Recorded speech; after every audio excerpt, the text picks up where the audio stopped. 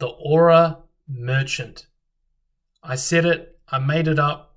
I don't know what I'm doing with my life. I'm making videos about the UFC. If you clicked on this, maybe you don't know what you're doing with your life either and you're just mindlessly scrolling on YouTube. The Aura Merchant is a term that describes a UFC fighter that is shit. They are bums. They suck. They suck. But for one reason or another, Aura carries them. Aura carries them. They are a fan favorite. People like them. People think they're cool. And they have massive potential to be stars.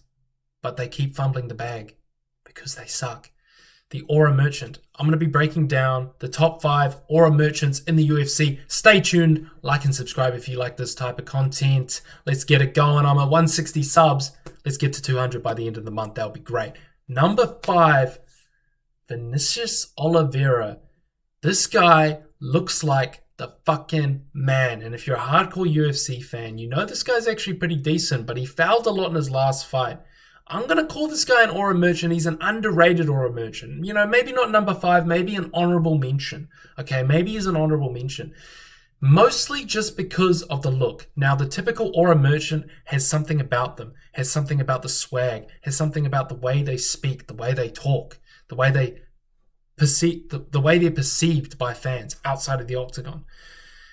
He just looks cool. He doesn't really have much. He doesn't really have much of a personality on the mic from what I've seen, but he just looks cool. He's got the grey goatee. He's got the crazy hair. He looks like a fucking sick character. He looks like a customizable character. But Vinicius Oliveira, an honorable mention as an Aura Merchant, he's a hit or miss fighter. He's a hit or miss fighter. He got his last win against Andre Philly, Mr. Big Booty Latinas himself. He fouled the fuck out of him in that fight. He fouled the absolute shit out of poor old Big Booty Latina guy. What's his name? Andre Villi. He fouled the absolute crap out of that dude. And you got to feel from Herb Dean, mate. You need to step it up a little bit. Alex Pereira might have had a point.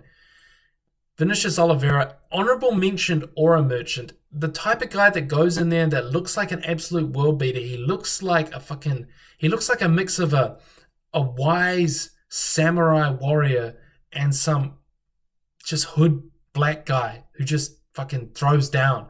But he's extremely hit or miss. He's got the coolest look in the UFC's bantamweight division. I think he's a featherweight now.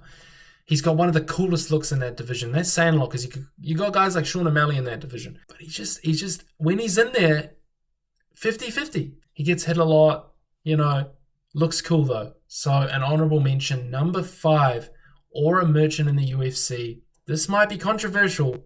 I'm going to say Shavkat. I'm going to say Shavkat Rakhmonov. Now, am I saying Shavkat Rakhmonov is shit and bad? No, I'm not saying that at all. And does that completely contradict the point of this video and the arbitrary rules I just set out 30 seconds ago? Yeah, it probably does, but it doesn't matter. This video is probably going to get 10 views anyway. Shavkat Rakhmonov is one of the biggest Aura Merchants in the UFC. This guy has been out for over a year. This guy's been out for over a year. He's got no knees. You're looking at photos of him. His knees look atrophied. His knees look worse than Kamaru Usman. This guy, people be calling him the boogeyman. People be calling him the biggest what if in the UFC. This bloke got fucking his career destroyed by Ian Gary. He almost got subbed by Ian Gary. This guy is not that good. This guy is not all that. He's had some good finishes against bums, and he's had some good finishes against the guys in the welterweight division who are supposed to be finished, who are there to be finished. But aside from that, against the top level guys, in which we've only really seen him against twice in his career, Wonderboy and Ian Gary, he looked average at best in both of those fights. Even the Wonderboy fight where he got the sub in the last second of that first round or second round, he didn't look great. He didn't look great in there. He's an Aura Merchant. He's carried by the Laura Shevchenko edits. He's carried by the horse meat. He's carried by the way he looks, the beard. He's carried by the way he looks. He's carried by his accent. He's carried by where he's from. He's an Aura Merchant. He's an Aura Merchant. He's not actually that good. He's not that good. And for me, he epitomizes what an Aura Merchant is. An AM, as we call them here in the MMA Forever community. An AM is someone whose aura is greater than their actual skill. Now, what I mean by that is everyone talks about this Shavkat bloke like he's the greatest thing since sliced bread. When in his last fight, he got his knee wrecked and he went to a competitive split decision over Ian Gary. Fair enough, Ian Gary is very good. But if he was at the level that his aura stats are maxed out to be, he would have knocked Ian Gary out in the first round. At the end of the day, Shavkat Rakhmonov is overrated in terms of how fans perceive him. Fans perceive him as this crazy, insane boogeyman. People be talking about him like he's prime 12-fight winning streak Tony Ferguson at welterweight. But the reality is, he's a guy who's good, but not that good. Not as good as his aura tells him he should be. His aura is through the roof, but his skill level does not match it. That's just an honest opinion. If you don't like it, come for me in the comments. Whatever. Number 5, Shavkat Rakhmonov. Number four, also in the welterweight/middleweight division, Michael Venom Page. Michael Venom Page is one of those blokes, and he's one of those fighters that looks extremely, extremely good against low-level competition. Against low-level competition, he makes guys look like they shouldn't even be in there with him. But against the top-level guys and against the recent fighters that he's fought, guys like Jared Cannonier, guys like Shara Bullet, he just hits them once per round and dances. He just dances. That's all he does. MVP, he hits one shot, maybe two, steps away, does a little Jamaican boogie, and pushes the guy occasionally. He punches and pushes. And he's just bouncing around, doing his little KSI star jumps. At the end of the day, this skill is extremely impressive. What he can do on the feet is insane. And the fact that he beat Jared Cannonier, a guy who can wrestle and a guy who has been wrestling in MMA for a much longer time than he has, it was an impressive win. But by no means is it entertaining. Even in his UFC debut against Kevin Holland, he's just hitting him a couple times per round. And he's got that style. Again, it leads into the aura that people have, the mystique that is built up about this guy in people's minds. That you can't blink. If you blink in an MVP fight, oh my gosh, bro, you're gonna miss it. You're gonna miss it, bro. Nothing ever happens. You could go out. You could go take a shit. You could go take a piss, brush your teeth, have a shower, come back, and MVP is going to be on the mic after winning a boring, unanimous decision. This guy will bounce on the toes of his feet for 15 minutes straight and call it a day. That's literally what he does. The aura of MVP from what he did in Bellator carried him to this level that when he got to the UFC, people were saying, you cannot miss this guy's fight. And for the first round, all right, you're looking at his fight and you're thinking, okay, all right, not a lot's happened, but man, he's so fast, he's so quick. But he never steps it up. He never steps it into second gear. And he just ends up decisioning these guys. He's been carried by his highlight reel KOs over in Bellator, the Pokemon Go shit, the time he need Cyborg's husband in the head. You know, the aura does not match the level of fight that he delivers. The aura does not match it. And it's unfortunate because the UFC has recognized this. The UFC has recognized this and they've given him some guy who looks like, I don't even know the guy, but he looks like he's a wrestler. They've given him a guy who's probably going to wrestle him or try to wrestle him. They're not giving him any step-ups. In his last fight, he got given some unranked English guy. You know, this MVP dude, from someone who has one of the most popular KOs in the history of MMA to fighting unranked bums in the UFC and the fans, I think, are recognizing that this bloke is not all that he is cracked up to be. He's an aura merchant. He's been carried by his previous fights against lower level competition. And the reality of an MVP fight is a fight in which he dances around and does nothing. His aura is higher than his actual skill level and his actual performances in the octagon. MVP. See you later, mate. Number 4. Number 3, biggest aura merchant in the UFC. I'm going to go with, in many people's eyes, the greatest of all time, Jon Jones. Jon Jones is the reason I've decided to make this video. Jon Jones and who I've got ranked number 1 are the reason I decided to make this video. That and my crippling loneliness. That doesn't matter. Jon Jones is an aura merchant and is the definition of an aura merchant. The way commentators talk about this bloke, the way fans talk about this bloke, the way the edits portray this bloke. This guy is a fucking murderer. This guy's a sociopath. This guy's crazy.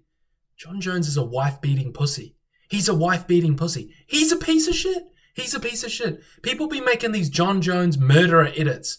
You know, Joe Rogan's on his podcast saying if Jones was born 150 years ago, he'd be on the back of a horse with some guy's head in his hand.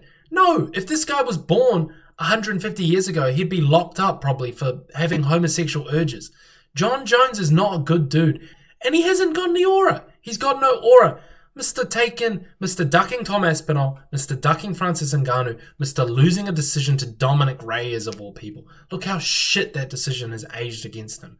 Dominic Reyes has gone on to get KO'd by every man and his dog since beating your GOAT, right? John Jones. It's not easy that this guy lost to someone who was that good. He lost to Dominic Reyes. He's been carried. He's been carried by his past fights, his past performances. Early on in his career, when he was fighting bloated middleweights. The reason why John Jones has the legacy that he has and the reason why people call him the GOAT is because he beat up on aging legends who were bloated middleweights. Shogun Rua, middleweight. Rampage Jackson, he's about 3-4 inches taller than Rampage Jackson. Rampage Jackson, not a legit light heavyweight. Rashad Evans, tiny, not a light heavyweight. Losing to Alexander Gustafsson, arguably, in that first fight. Losing to Dominic Reyes, arguably. A split decision against a one-kneed Thiago Santos. Taking Anthony fucking Smith to a decision. The way people talk about John Jones, you think this guy is just the man. Going out there getting first-round finishes over everyone. He's a decision merchant. The one time he knocked DC out, it was a head kick. Fair enough. Very impressive. He was on the fucking sauce. He was taking steroids. He didn't trust himself enough to go out there and beat DC. He had to stick needles up his ass. Probably not the only thing going up there too. John Jones is one of those guys that is carried by the way people talk about him. And he's carried by his aura, by his mystique, this invincibility that he has. He's not invincible. He's not unbeatable. And he's not that good. He's overrated. He got into the UFC at a time where he was the bigger guy. And he just went on this run. Fair enough. An impressive run. If you do that at any point in the UFC, you're a great fighter. You're a great fighter. But the level that people talk about this guy at, but the positioning in the UFC that people put this guy at, the aura that people describe this guy as having, it's not that much. Like I said, his resume is overrated. He's not going out there and he's not killing all these guys. He's losing to guys he shouldn't be losing to, and he's getting decisions handed to him. He's ducking fighters. This guy is not your GOAT. He beats up women. How is this man the greatest mixed martial artist of all time? He's not. He's an aura merchant. People place him as greater than he actually is. And he's carried. He's carried by what people say about him. He's carried by how he's perceived by the casual fan base. And the reality is, if you dig a little bit deeper, John Jones is an auraless motherfucker. He's an auraless motherfucker. There's nothing more auraless than ducking two of the most legit heavyweight contenders that would have solidified your legacy. He took old man Stipe Miocic 4 rounds. If that doesn't scream aura merchant, I don't know what does. Number 3, John Jones. Number 2 is a bit of an interesting one because it's more of a one-time aura merchant type performance. And I'm going to go with Cody Garbrandt. Interesting, Cody Garbrandt. When you think of Cody Garbrandt right now, you don't really think of much aura, and that's why he's not number 1. But the reason why I have Cody Garbrandt on this list is because of his performance against Dominic Cruz. This is an unpopular opinion. I don't really think Cody Garbrandt did that well against Dominic Cruz. I really don't. I don't think he did that well. It's an impressive win. I think he definitely won that fight. But people say, man, Cody Garbrandt, he was the best fighter in the world for 25 minutes. 25 minutes of Cody Garbrandt's life, he was the shit. He was this undefeated legend. He was amazing. No man on earth would beat Cody Garbrandt when he fought Dominic Cruz. Bro, Dominic Cruz, with one leg, went out there and put on a competitive performance against Cody Garbrandt. And Cody Garbrandt won that fight. But it was a competitive fight. People be saying it was this insane blowout, and they give him so much aura, they give him so much credibility. Cody Garbrandt, that is. For a win that was impressive, but not as impressive as people made it out to be. He just hit him a couple times. He actually got outstruck. If you look at the numbers, Dominic Cruz hit Garbrandt more than Cruz hit him. He actually got outstruck. That's another discussion. He went out there, Garbrandt that is, and hits him a couple times and just dances. He's dancing. He's aura farming. But he's not actually doing that much damage. And he's not actually doing that much more damage than Dominic Cruz did. He won a competitive decision against Dominic Cruz, and then he gets knocked out. He gets knocked out by Dillashaw. He gets knocked out by Kai Kara-France when he moves down. He's getting knocked out by Adrian Yanez. Every man and their dog has had a crack at Cody Garbrandt since that performance, and he's just completely fallen off. And the only reason he's a name is because he's surviving off the vestiges of aura that lasted or that came from that Dominic Cruz fight, which in my opinion shouldn't even be held that highly. He's an aura merchant. He's living off the hype from a shit fight, to be honest with you. A shit fight. All right, fair enough. It was entertaining, but not the blowout that it was made out to be against Dominic Cruz. He's living off that. He's living in the past. Cody Garbrandt is an aura merchant. He's an aura merchant. He's going to go to 1FC very soon. There we have it. Cody Garbrandt, number 2. Number 1. This is going to make a lot of people mad. The 3 people that stay to the end of the video. Number 1 aura merchant in the UFC. It's Petr Yan. Petr Yan, the current champ of the bantamweight division. Petr Yan's a psyop. And I guess that's a better term for it, but aura merchant is like, it's more Gen Z. People might click on the video, right, more if I say aura merchant.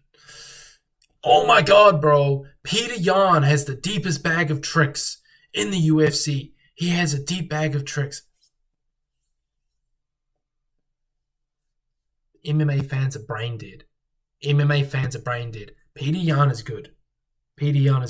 Do not get me wrong, Petr Yan is good.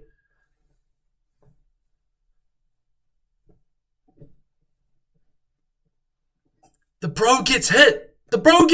He's not that great. He gets destroyed by Merab the first time.